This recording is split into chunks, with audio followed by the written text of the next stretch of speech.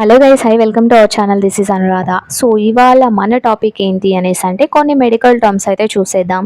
So ఇవి maximum personal issues కింద వస్తాయి. చాలామంది అయితే మగవాళ్ళు ఇవి బయటకు చెప్పుకోలేరన్నమాట. సో ఇలాంటి కొన్ని మెడికల్ టర్మ్స్ అయితే చూసేద్దాం. సో ప్రీమెచ్యూర్ ఎజాకులేషన్ అంటే ఏంటి అనేది అయితే చూద్దాం.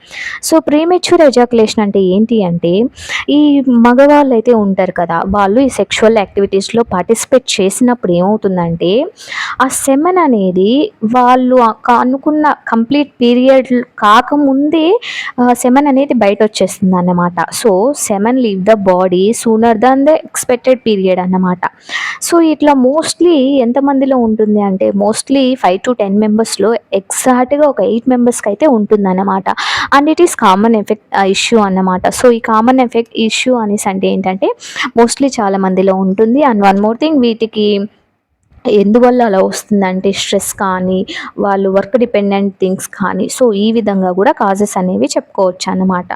అండ్ వన్ మోర్ థింగ్ ఏంటి అంటే డిలేడ్ ఎజాకులేషన్ అంటే ఏంటి? సో ఇవి రెండు ఆపోజిట్ కండిషన్స్ అన్నమాట.